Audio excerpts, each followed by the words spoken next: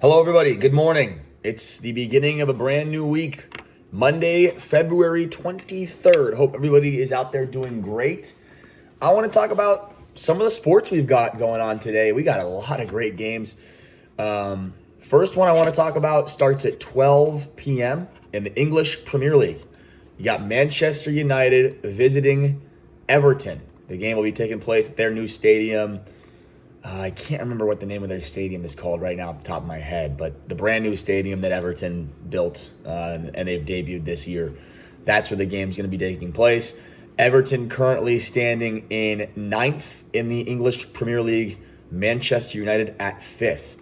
If United win this game, they move into sole possession of 4th place in the English Premier League. That would be a really good spot for them to be in. It would also bring them within 3 points of 3rd place. So United still has a chance to move up into 3rd place this season if they can finish the year strong.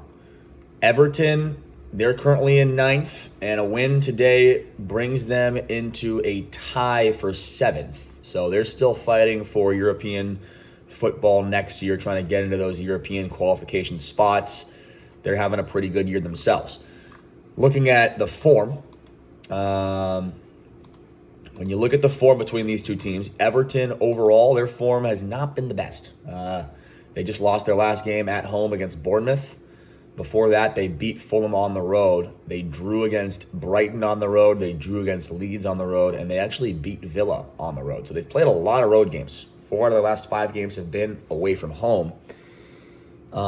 When you look at their last home games, though, it's ugly.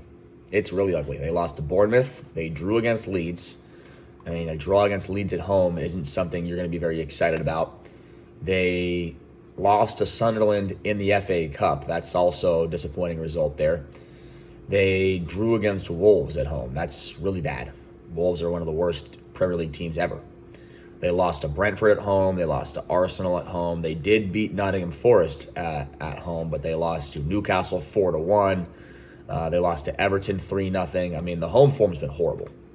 It started out good, and it's been really bad since the beginning of the season. So they've lost 1, 2, 3, 4, 5 out of their last. Yeah, I mean, they're losing most of their games at home. So that has to be said. Now you look at Manchester United away from home, and it hasn't been very good either. They just drew against West Ham on February 10th, so 2 weeks ago. The Red Devils of Manchester United drew at West Ham United, which is not great, although West Ham, the Hammers, have been playing a little bit better as of late. They beat Arsenal. That was one of the biggest results we've seen all year in the English Premier League. A big-time win for United on the road at the Emirates. Got to give them credit there. They drew against Burnley on the road, not good. Drew against Leeds on the road, not good. Lost to Villa, beat Wolves, beat Palace, tied Tottenham, tied Nottingham Forest. So bottom line here is United have not really been winning on the road more often than not either. So both of these teams have been kind of struggling in these situations. I don't trust either side. I don't trust Everton to get the win or the draw. I don't trust them to get a result. And I don't trust United to get a win. So I don't want to bet or back either team in this specific situation. What I do feel comfortable seeing happen in this game is goals. Both teams have scored in 1, 2, 3, 4, 5 straight matches for Everton at home. And both teams to score has hit in 5 straight matches for Everton at home. As for United on the road, both teams to score has hit 1, 2, 3, 4, 5, 6, 7, 8, 9, 10, 11 games in a row. Both teams to score has hit on the road for Manchester United. So that's where I'm going with this. I think both teams score.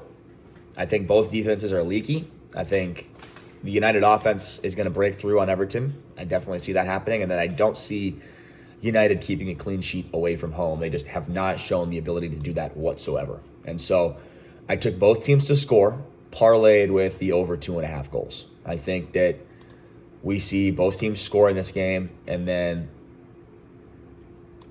I think we see a 1-1 scoreline, and then United's going to be pushing for the win. Maybe United goes out and wins it. Maybe Everton goes out and gets the winner. It's possible. I could see either way happening. So I like a 2-1 scoreline either way. Maybe even a 2-2. I could see a 2-2 as well. I do see goals. I think we're going to see goals in this game, and I think it's going to be tight. Could go either way. So that's going to be what I think is going to happen in that game. It should be really entertaining. It's going to be on USA Network if you want to tune in at 12 p.m. Pacific Standard Time today. Okay, moving on. We got 2 really good college basketball games tonight. And it's pretty fun because they're pretty much by themselves. There isn't much college basketball on, so these are going to get a lot of the spotlight. And I believe these games are on ESPN, if I'm not mistaken. So you got Louisville at North Carolina. It's a matchup between 2 ACC blue bloods. I don't know if you can call Louisville a blue blood. I mean, they've been a good program for a long time. Rick Pitino definitely took that program to pretty high heights. And I know since he had to leave, it's been a little bit of a rough go of things for Louisville, but they're getting back to it this year. They're ranked number 16 in the nation, and I believe they're like 20-7 or something, 21-7. They're a really good team. They've had a really good season. Let me just pull it up here so we can look at it, and so we can put a little bit of numbers to the words that I'm saying here.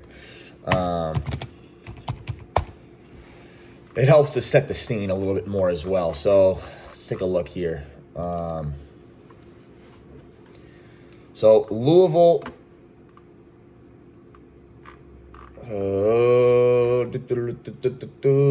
Sorry. All right, this is fine. Okay, so Louisville on the road this year are 3-5. I mean, they have to go into Chapel Hill. It's going to be a tall task. Okay, North Carolina at home this year have not lost. They're 15-0, and it makes sense. I mean, if you've ever watched college basketball before, you know that North Carolina in Chapel Hill is a very tall task, and usually nobody wins there except for Duke or, other really big-time schools. So North Carolina 15-0 at home this year. Louisville pretty bad on the road. They're 3-5 on the road. Now, both of these teams have 20 wins. Louisville at 20-7 this year overall, but just 3-5 on the road. So they've played 8 road games. They've lost 5 of them. 5 of their 7 losses have been on the road. They've only won 3 times out of the 8 times they went on the road. They just lost to SMU by 10 last week. North Carolina at home, 15-0. They're 21-6 on the season. All 6 losses have come away from home. And guess who's the underdog tonight? North Carolina is the underdog. Now, there's something I have not mentioned yet, which is that North Carolina's best player, Caleb Wilson, a guy that averages 20 points per game. He's a 58% field goal shooter. He is unavailable. He will be out tonight. He's also their leading rebounder. So their leading rebounder and their leading scorer is not available for North Carolina. So that makes things really interesting. And that's why the Tar Heels are underdogs in this situation. So North Carolina's best player is out. Louisville has struggled on the road. North Carolina's amazing at home. It makes things kind of tough here, right? It makes things like, well, what's going to happen? Hard to predict. It's going to be really fun to watch. And ultimately, I decided that it sucks to not have your best player. Like, that's a big problem. That's going to be an issue. No doubt about that. But is Louisville able to go into the Dean Smith Center at Chapel Hill, a hostile environment, one of the most hostile environments in college basketball? Are they going to be able to go in there on the road and take care of business? I mean, North Carolina is still a really good team without Caleb Wilson, okay? Henry Visar is going to play. They're still very much a capable team. So I'm taking the North Carolina Tar Heels. I think as underdogs, you're getting a great price. Don't think they should be underdogs at home when they're 15-0 there. I understand they don't have their best player, but they still have a lot of other good players. It's North Carolina, okay? They're not built on one player. So they have a great team. They've got, a lot of talent there, and they should be able to keep this game very close, if not win the game. And so North Carolina right now, as we are speaking here at 7 a.m. in the morning, they are +2 on the spread, or +2.5 in some places. So yeah, that's what I did. I took North Carolina at +2 or whatever, +2.5, doesn't really matter. Take your pick on that one. I think that's the right side to be on here. They're the home team. They're 15-0 at home. Both these teams are really equal. Both teams 9-5 in conference. The winner will go ahead of the other team in the conference standings. The loser will fall down a place in the conference standings. So this is a big game. This is a really big game. It's going to be fun to watch, and I can't wait on ESPN. I hope you all enjoy it. So, yeah, I'm going to go with North Carolina. And then last but not least, you got Kansas hosting Houston. I mean, this is a big-time matchup. Number 2 in the nation, Houston, taking on number 8 in the nation, Kansas. So let's get into it. Let's take a look. So Houston,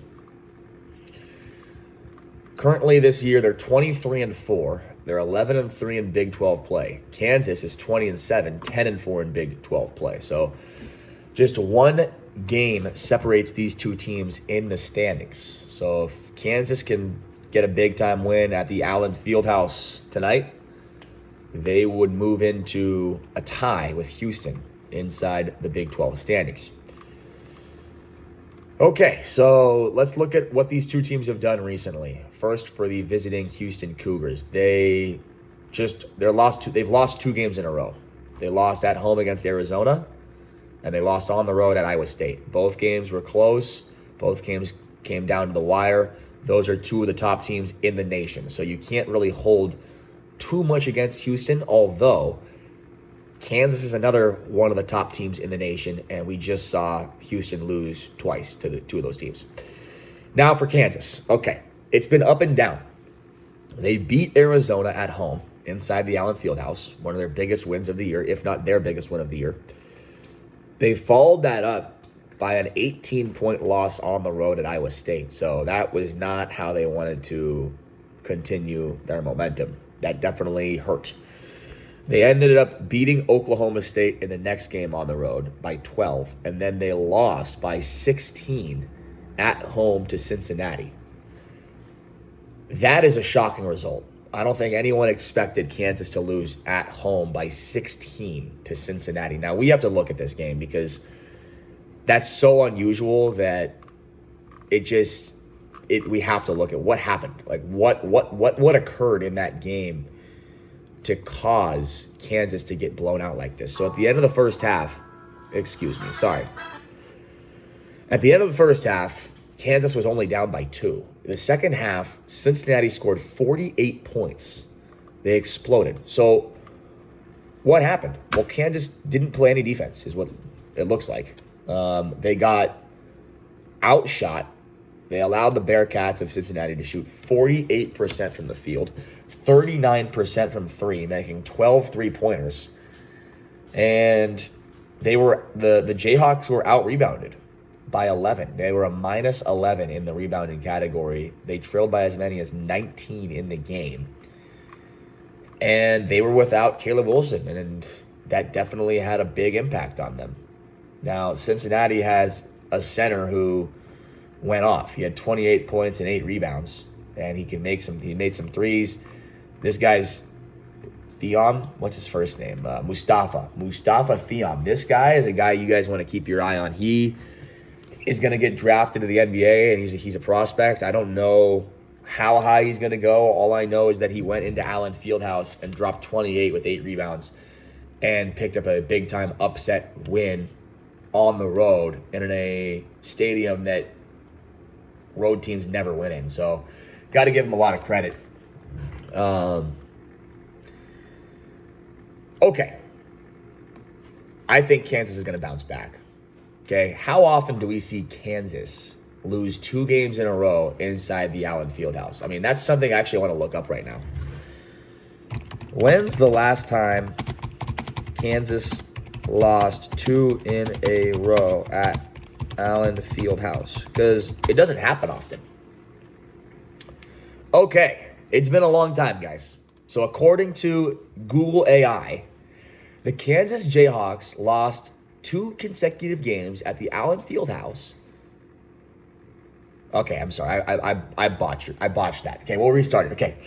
According to Google AI, the Kansas Jayhawks last lost 2 consecutive games at the Allen Fieldhouse during the 1988-1989 season, which was Roy Williams' first year as the head coach.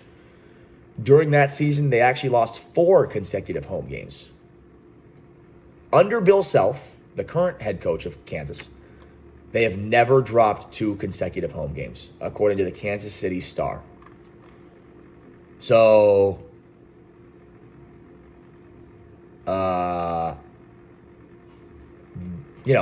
they haven't lost 2 times in a row at home since 1989. That's 30, 35, 36, 37 years ago. And now they're underdogs tonight at home? I don't care who they're playing. I don't care if it's Houston. I don't care.